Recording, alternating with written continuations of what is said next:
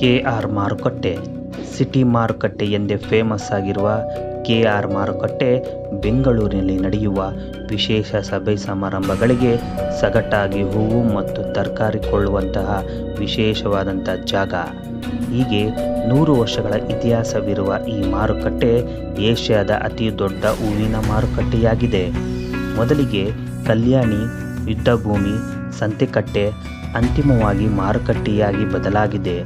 ಇನ್ನು ಹಲವಾರು ಹೊಸತನದ ರೋಚಕ ಇತಿಹಾಸವನ್ನು ಹೊಂದಿರುವ ಈ ಮಾರುಕಟ್ಟೆಯ ಬಗ್ಗೆ ತಿಳಿದುಕೊಳ್ಳೋಣ ಬನ್ನಿ. ಬೆಂಗಳೂರು ಕಟ್ಟಿದ ಕೆಂಪೇಗೌಡರು ಬೆಂಗಳೂರಿನ ಸುತ್ತಮುತ್ತಲೂ ನದಿಗಳು ಇಲ್ಲವೆಂದು ಭಾವಿಸಿ ಬೆಂಗಳೂರಿನ ತಗ್ಗು ಪ್ರದೇಶ ಮತ್ತು ಜಲಾನಯನ ಪ್ರದೇಶಗಳನ್ನು ಗುರುತಿಸಿ ಎತ್ತರ ಪ್ರದೇಶಗಳಲ್ಲಿ ಮಳೆಯಿಂದ ಬೀಳುವ ನೀರೆಲ್ಲವೂ ಸರಾಗವಾಗಿ ಹರಿಯುವಂತೆ ರಾಜಕಾಲುವೆಗಳನ್ನು ನಿರ್ಮಿಸಿದರು. ಆ ನೀರಿನ ಸೆಲೆಯ ಪ್ರದೇಶಕ್ಕೆ ಹರಿದು ಅಲ್ಲೊಂದು ಸುಂದರವಾದ ಕೆರೆ ಕಟ್ಟೆಗಳಾಗುವಂತೆ ಸುಮಾರು 500 ಕೆರೆಗಳನ್ನು ನಿರ್ಮಾಣ ಮಾಡಿದರು. ಅಂತಹ 500 ಕೆರೆಗಳಲ್ಲಿ ಈಗಿನ ಕೆಆರ್ ಮಾರುಕಟ್ಟೆ ಸಹ ಒಂದು. ದೊಡ್ಡಪೇಟೆಯ ಬಳಿಯಲ್ಲಿಯೇ ಕಲ್ಯಾಣಿಯೂ ಸಹ ಇತ್ತು. ಸಿದ್ದಿ ಎಂಬುವವರು ಕೆಂಪೇಗೌಡರ ಸಂಬಂಧಿಯಾಗಿದ್ದು, ಸಿದ್ದಿ ಎಂಬುವರು ನಿಧನರಾದಾಗ ಆ ಕಲ್ಯಾಣಿಗೆ ಸಿದ್ದಿಕಟ್ಟೆ ಎಂದು ಹೆಸರಿಡಲಾಯಿತು. ಕ್ರಮೇಣವಾಗಿ ಆ ಕಲ್ಯಾಣಿಯ ಸುತ್ತ ಪ್ರತಿ ವಾರ ಸುತ್ತಮುತ್ತಲಿನ ರೈತರು ತಾವು ಬೆಳೆದ ಹೂವು, ತರಕಾರಿ, ಹಣ್ಣುಗಳು, ದವಸ ಧಾನ್ಯಗಳನ್ನು ತಂದು ಮಾರುವಂತಹ ಸಂತೆಯಾಗಿ ಮಾರ್ಪಾಡಾಯಿತು. ವಾರಕ್ಕೊಮ್ಮೆ ಸಂತೆ ನಡೆಯುತ್ತಿದ್ದ ಆ ಸ್ಥಳವು ಸಂಪೂರ್ಣವಾಗಿ ಸಮತಟ್ಟಾದಾಗ ಆ ಪ್ರದೇಶದಲ್ಲಿ ದೊಡ್ಡಪೇಟೆಯ ಮಾರಾಟಗಾರರು ತಮ್ಮ ಹಣ್ಣು ಮತ್ತು ತರಕಾರಿಗಳನ್ನು ಮಾರಾಟ ಮಾಡುವ ಸಲುವಾಗಿ ತಾತ್ಕಾಲಿಕ ಅಂಗಡಿಗಳನ್ನು ಕಟ್ಟಿಕೊಂಡರು. ಬೆಂಗಳೂರಿನ ಅಕ್ಕಪಕ್ಕದ ಹಳ್ಳಿಗಳ ವ್ಯಾಪಾರಿಗಳು ಮತ್ತು ಮಾರಾಟಗಾರರು ತಮ್ಮ ಉತ್ಪನ್ನಗಳನ್ನು ಅವರಿಗೆ ಮಾರಾಟ ಮಾಡಲು ಮುಂದಾದರು. ಬಳಿಕ ಆ ತಾತ್ಕಾಲಿಕ ಅಂಗಡಿಗಳೆಲ್ಲವೂ ಶಾಶ್ವತವಾಗಿ ಅಂಗಡಿಗಳಾಗಿ ಮಾರ್ಪಟ್ಟಿತು. ಆ ಪ್ರದೇಶವು ತರಕಾರಿ, ಹಣ್ಣು ಮತ್ತು ಹೂವಿನ ಮಾರುಕಟ್ಟೆಯಾಗಿ ಪ್ರವರ್ಧಮಾನವಾದಾಗ ಅಂದಿನ ಪುರಸಭೆಯು ಆ ಅಂಗಡಿ ಮುಗ್ಗಟ್ಟುಗಳನ್ನು ಅಧಿಕೃತಗೊಳಿಸಿ ಅದಕ್ಕೊಂದು ಮಾರ್ಕೆಟ್ ಸಾರ್ಜೆಂಟ್ ನೇಮಿಸಿ ಮಾರುಕಟ್ಟೆ ಅಚ್ಚುಕಟ್ಟಾಗಿ ನಿರ್ವಹಣೆ ಆಗುವಂತೆ ನೋಡಿಕೊಳ್ಳಲಾಗಿತ್ತು. ಮೈಸೂರಿನ ಅರಸರಾದ ಕೃಷ್ಣರಾಜ ಒಡೆಯರ್ ಅವರು ಹೆಚ್ಚಿನ ಕಾಳಜಿ ವಹಿಸಿ ಕೋಲ್ಕತ್ತಾ ಶೈಲಿಯಲ್ಲಿ ಮಾರುಕಟ್ಟೆ ನಿರ್ಮಿಸಲು ಮುಂದಾದರು.